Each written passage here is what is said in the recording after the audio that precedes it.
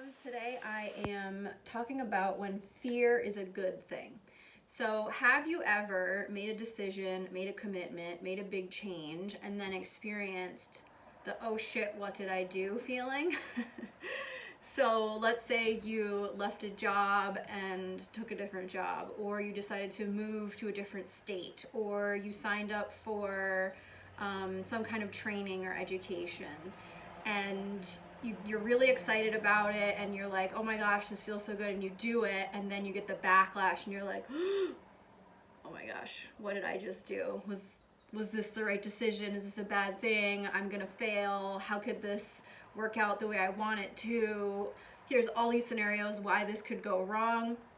So let me tell you why that's a good thing when that fear pops up. Because what that fear is your ego, which is trying to prevent you from stepping into a new space, an unknown space, an unfamiliar space. And what you're doing when you step into new unfamiliar spaces is you're creating expansion in your consciousness, because you are opening yourself up to experience new and different things. That could be different people, different places, different responsibilities, different relationships, putting yourself out there in some new way. And so whenever you make a step to expand your consciousness, the ego is going to freak out, because the ego wants to keep you in your safe little box, right? Don't move, don't change, don't shake anything up. Even if it's painful, stay right here, because at least it's familiar. So whenever you step into something that's unfamiliar, the ego is going to have a fit. And so if you, let's say, left your job and moved to a different job and there was no fear, odds are you just took a lateral move and you're still in the same cycle that you were before, right? So if you left this job because you couldn't get along with the staff and you weren't happy with your supervisors, and you made a move and there was no fear, odds are you're going to be repeating the same experience. It's going to be exactly the same. So, but if you take a job and you move into something unfamiliar and you have that oh shit feeling, what did I do? That means you're stepping into something new and different. Okay, so if there's no oh no, what did I do feeling, odds are you are just making a lateral move into repeating a pattern. It's the same with relationships. If you end a relationship because you're not satisfied and you step into a new one and it feels very familiar and the same, and the energetic patterns are the same, your ego is going to go, okay, this feels nice, yeah, let's do this, right? But if you step into a relationship where the person you're choosing to connect with is more aware and more awake, and they're going to challenge you, and they are going to hold you accountable for your behavior, right? Your ego is going to go, uh-oh, I don't want that level of responsibility. So that's good signs as you're stepping into into relationships with new higher levels of consciousness. If you sign up for a training or a certification or to go to school and you get terrified by this decision, also a good sign. For me right now, I'm stepping into outreach work, and I'm in the very early stages of researching and potentially planning a community outreach center in like low-income, underserved, inner city neighborhoods. And so my ego is having a fit, right? My body is going, I am so excited, I'm so inspired, this has so much potential, this could create so many services for people in need, this could create so much income for providers, so much support for providers, all of these amazing, brilliant ideas, right, are like running through me. I feel so inspired, I'm immediately acting on it. But in the background, my ego is freaking out. What do you know about doing this? How are you going to help these people? This whole thing's going to fail. You're going to end up losing a bunch of money. Nobody's going to show up. Nobody's going to want your community center, right? So I have these two opposing forces within me. And you probably have experienced this too. One that is that inspiration and that divine drive and that higher self that's speaking to you and sending you this drive and energy to move forward into a new space of expansion. And then the polarity of that is the ego that's like, no, don't do it, you're gonna fail, this is gonna be horrible, it's gonna be a mess. So just trust that when that ego voice shows up and tries to stop you, it's a good sign. And that is your shadow work. Why am I afraid of failing? Why do I believe that I won't be supported by the universe? Why do I think that I can't fulfill a need that I'm not familiar with right now? Why do I think the universe would give me all this inspiration and motivation just to fail? And if it does fail, I needed to go through that experience and to learn about it. So the next time I do it, I can do it even better.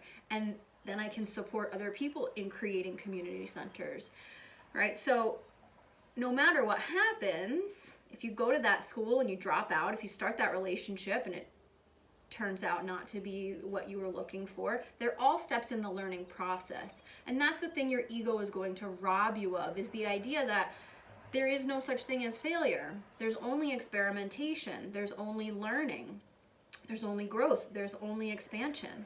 So the thing to also remember is that a lot of people are going to think about these ideas and these options, and then they're going to let their ego take the steering wheel. They're going to turn down the intuition. They're going to turn down the inspiration and go, no, I can't do that. No, it's too risky. That's for someone else. That's not for me. Right? And so you just let a piece of your soul leave your body. You just turned down. You just dropped your vibration down and said, no, I'm gonna stay small and little and contracted because it's safe. I don't want to go out there in the world. I don't really want to embody my gifts. I don't really want to grow. Right? These are the two choices. And so a lot of people are going to let that ego come in and say, nope, don't do it. And they're going to turn back around and go back to the space that's comfortable. So if you found yourself recently having taken a leap of faith, which a lot of people have taken a leap of faith right now, Aries season brought a huge rush of forward momentum and energy.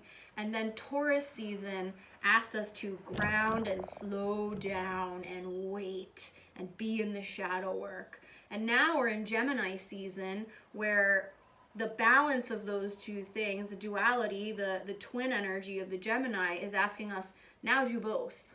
Take all that spiritual inspiration, take all that divine guidance, ground it into your humanness, into your physical body, embody that truth, and continue to work through the shadow as you take steps forward. Balance the physical with the spiritual. That's the energy of Gemini season. And it's an air sign, so it's quick forward movement, right? The wind blows quickly and freely without a lot of resistance. So that's the energy that we're in right now. So you may be feeling these big changes that are now starting to come fruition, starting to create action out of the dreams and the early steps in Aries season. And now you're like, oh shit, what did I do? And you kind of can't stop it, right? So just know that ego popping up is your shadow. That is your healing work. That is your space to explore.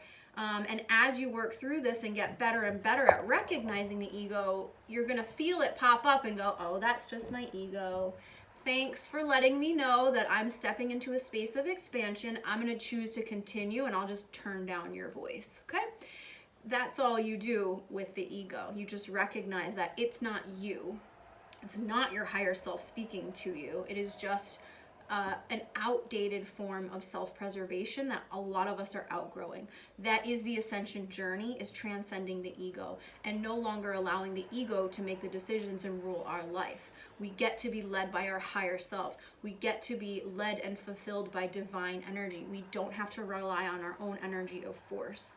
And there is no scarcity and no lack. We are fully supported in our divine missions if we continue to take the leaps of faith, we continue to trust and surrender, and we continue to learn to transcend, master, integrate the ego aspects.